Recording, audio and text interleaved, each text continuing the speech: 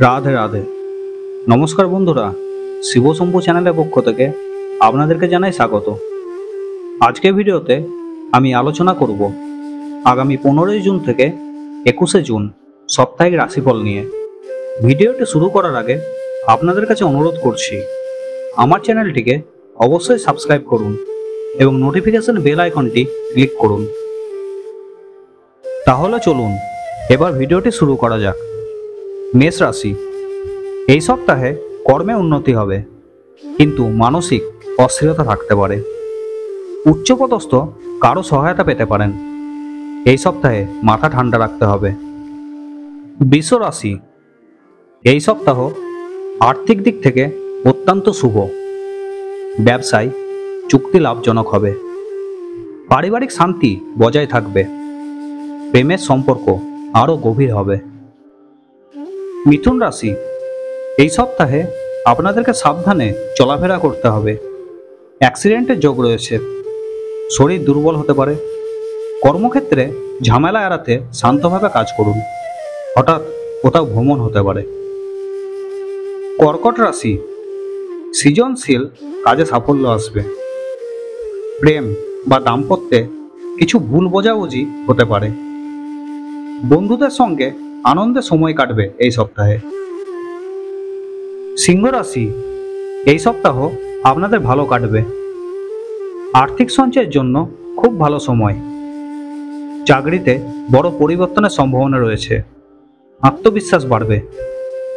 বয়স্কদের সুস্থতার উপর মন দিতে হবে। কন্যা রাশি, বিদেশ সংক্রান্ত কোনো পরিকল্পনা বাস্তবায়িত হতে পারে। সামাজিক সম্মান বাড়বে। প্রেমে নতুন মোড় আসতে পারে। তুলা রাশি, এই সপ্তাহে মানসিক চাপ বাড়তে পারে, তবে পরিস্থিতি দ্রুত নিয়ন্ত্রণে আসবে। অর্থ নিয়ে চিন্তা কমবে।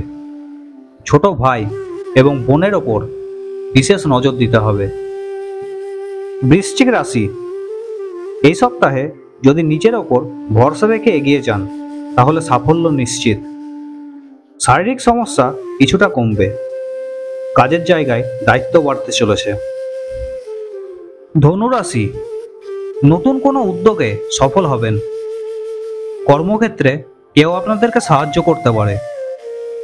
দূর কোথাও ভ্রমণ আপনাদের ক্ষেত্রে এই সপ্তাহে শুভ হবে। সম্পর্ক দৃঢ় হবে। মকর রাশি, জমি বা বাড়ি সংক্রান্ত আলোচনা এই সপ্তাহে ফলপ্রসূ হতে পারে। শরীর মন ভালো থাকবে। পরিবারের সঙ্গে এই সপ্তাহ আনন্দ কাটবে।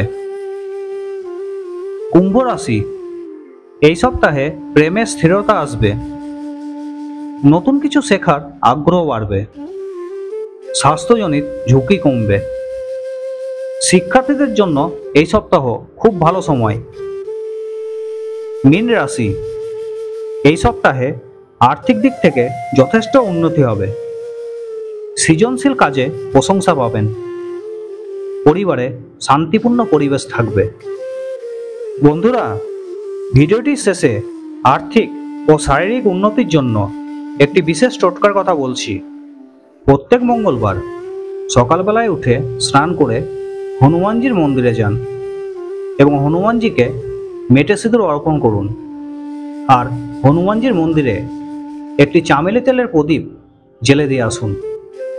এই টোটকাটি যদি আপনারা নিয়মিত করেন তাহলে সব রকম সমস্যা থেকে খুব তাড়াতাড়ি মুক্ত হয়ে যাবেন।